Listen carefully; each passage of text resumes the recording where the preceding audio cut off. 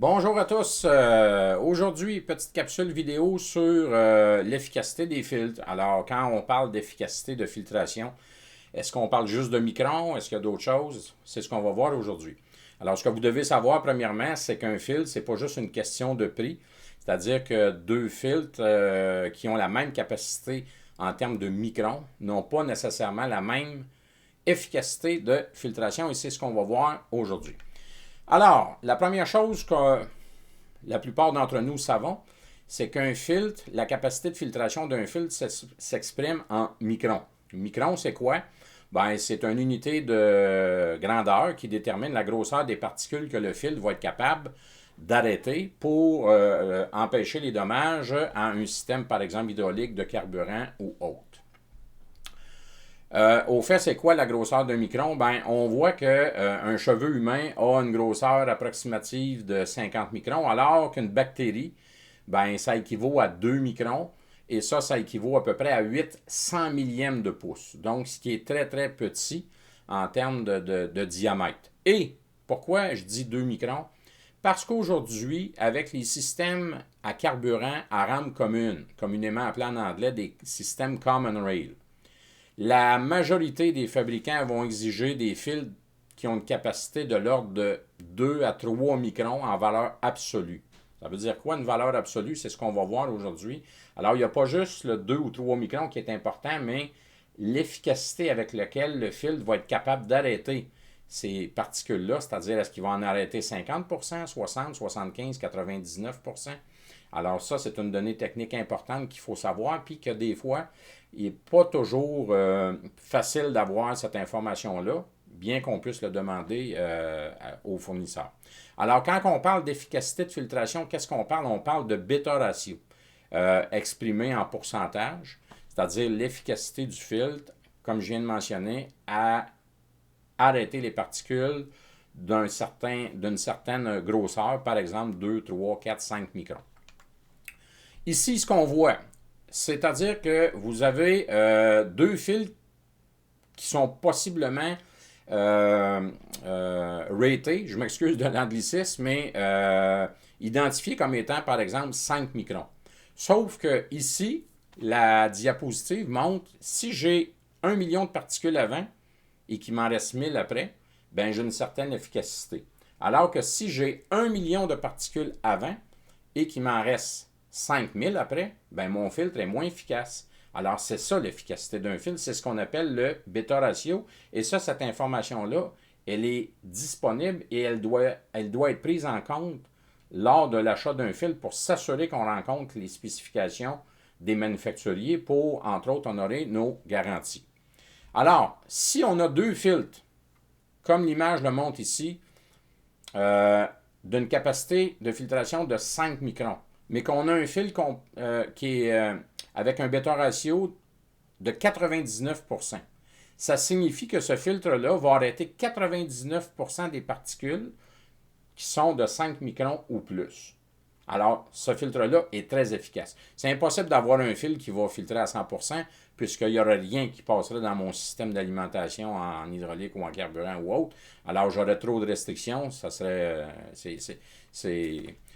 c'est pas possible. Alors, par contre, 99%, puis il y a des fils qui sont efficaces à 99,5, 0,6, 0,9% efficaces.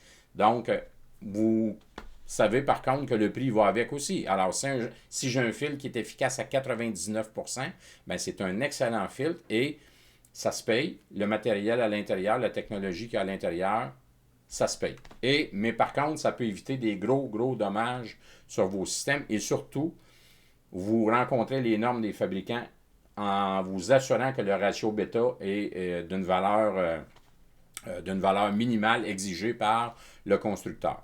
Si je prends ce même filtre-là à 5 microns, mais avec une efficacité de 50%, c'est-à-dire qu'il laisse passer une particule sur deux plus grosse que 5 microns.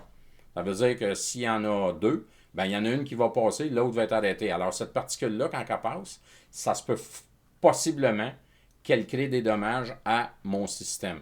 Alors, ce filtre-là laisse passer jusqu'à 50 fois plus de contaminants que le filtre A, qui est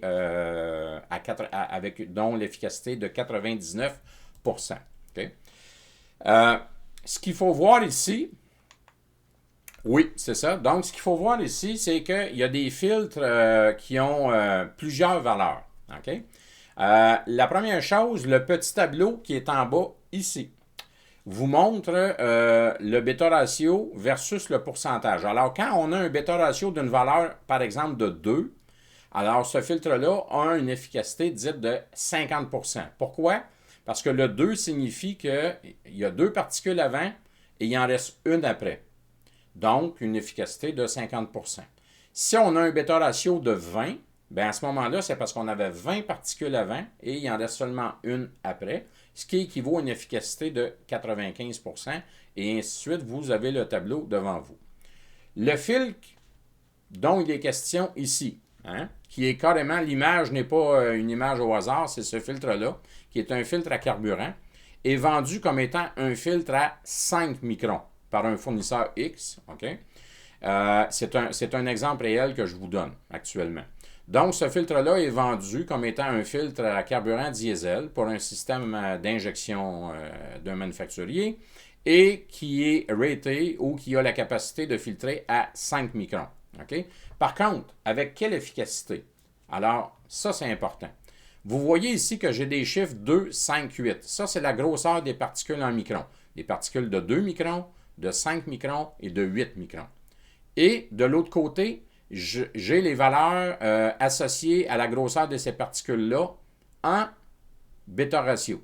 Alors, pour des particules de 2 microns, ce filtre-là a une efficacité ou un bêta ratio de 2, ce qui équivaut à une efficacité de 50%, comme vous l'avez vu. Pour des particules de 5 microns, et je vous rappelle que ce filtre-là est vendu comme un filtre à 5 microns par le fournisseur. Par contre, quelle est son efficacité? Bien, on voit que l'efficacité du filtre ici, pour les grosseurs de 5 microns, des particules de 5 microns, est de 20. Alors, 20 ici équivaut à une efficacité de 95%. Alors, juste vous mentionner dès maintenant que pour qu'une valeur soit dite absolue en filtration, il faut que le pourcentage d'efficacité soit de 99% et plus. Par exemple, si un manufacturier demande, ce qui est un exemple réel là, pour un manufacturier pour lequel je n'identifierai pas, mais qui exige que le filtre secondaire du circuit de carburant soit de 2 microns en valeur absolue, c'est-à-dire une capacité de 2 microns en termes de diamètre de particules, avec une efficacité de 99% ou plus. Alors, pour avoir une efficacité de 99% ou plus, il faut avoir un ratio bêta de 100 et plus. Vous le voyez ici.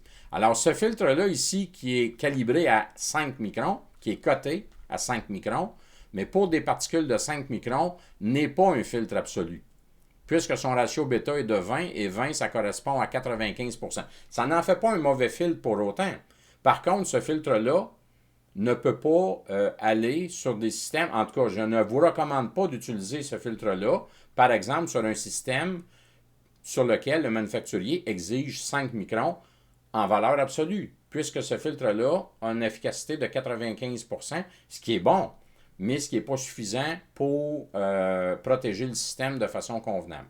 Et finalement, pour des particules de 8 microns, comme vous le voyez ici, ce filtre-là a un bêta ratio de 75, 75 étant une efficacité de 98,67%, qui est encore plus efficace, mais qui n'est pas une valeur absolue encore. Et je vous dis qu'il y a des filtres qui se vendent sur le marché, qui sont disponibles.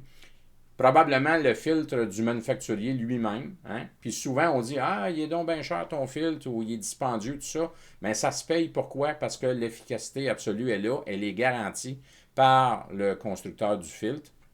Par exemple, 99% d'efficacité. Ça représente un pourcentage, pas un pourcentage, mais une valeur de si j'ai 100 particules avant d'une grosseur X, il m'en reste seulement une de l'autre côté, et ça, c'est garanti. Alors que si j'ai un filtre efficace à 99,5, bien sur 200 particules, il m'en reste seulement une, et 99,9% d'efficacité, ce qui existe sur le marché, bien pour 1000 particules, il m'en reste seulement une de l'autre côté, alors ce qui est encore plus efficace. Alors, c'est ce que je voulais vous parler aujourd'hui. L'efficacité de filtration, donc, ce n'est pas juste une question de microns, c'est une question de bêta ratio ou d'efficacité en termes de capacité de filtration et capacité à retenir les particules pour protéger nos systèmes qui valent beaucoup de sous, les composantes, donc les injecteurs, les pompes, qu'on parle d'une pompe hydraulique, qu'on parle d'une pompe à carburant, etc. C'est des composants qui sont excessivement dispendieuses et qui peuvent nécessiter des réparations assez dispendieuses, en plus du temps mort de l'équipement. Comment on calcule l'efficacité d'un filtre, le ratio bêta? Alors, vous avez la formule ici. Cette spécification-là existe. Hein? Demandez-la. Si elle n'est pas publiée dans les fiches techniques des produits de fabricants, par exemple Baldwin, Donaldson, Fleetguard, etc., ont ces données-là. Vous pouvez le demander à votre représentant ou au distributeur, dire, ben, fournis-moi cette donnée-là pour que je m'assure que l'efficacité du fil correspond à ce que le manufacturier me demande. Alors, comment ils font pour calculer ça? C'est-à-dire qu'on prend le nombre de particules avant le filtre divisé par le nombre de particules après le filtre, ce qui nous donne le BX. Une fois qu'on a le BX, ben, on applique la formule suivante, BX-1 divisé par le BX multiplié par 100, ce qui nous donne l'efficacité en pourcentage. Un exemple concret ici, j'ai un filtre qui a 1000 particules avant le filtre et il en reste seulement 4 après le filtre. Donc 1000 divisé par 4, ça nous donne 250. 250 moins 1 ici, OK? Divisé par 250, multiplié par 100. Alors, ce filtre-là nous donne une efficacité de 99,6%, qui est une valeur absolue. Alors, cela nous garantit que le filtre va arrêter presque la totalité des particules plus grosses que, exemple, si elle était à 2, 3 ou 5 microns, ben, on a la garantie qu'on n'aura pas de particules qui vont venir endommager notre système, par exemple, à carburant. Alors, je vous rappelle que les manufacturiers ont cette information-là. Si elle n'est pas publiée dans les fiches techniques, je vous invite à la demander à votre distributeur au besoin pour vous assurer que le filtre rencontre les spécifications. Alors, si vous avez aimé la capsule vidéo d'aujourd'hui, je vous invite à visiter ma page YouTube. Cliquez sur j'aime, laissez vos commentaires, vos questions, ça va me faire plaisir d'y répondre. Si vous aimeriez traiter d'un autre sujet, une question sur n'importe quoi, mécanique, en autant que je puisse vous aider, je n'ai pas de la science infuse, mais ça me fera plaisir de pouvoir répondre à vos questions, par exemple sur les systèmes anti-pollution ou les systèmes injection. Peu importe, les systèmes de freinage, les systèmes d'aide à la conduite, tout ça. Ça me passionne, alors ça me fera plaisir de vous aider et de répondre à vos questions. Alors, c'est un rendez-vous pour une prochaine capsule vidéo et j'espère que vous avez apprécié celle d'aujourd'hui. Au revoir.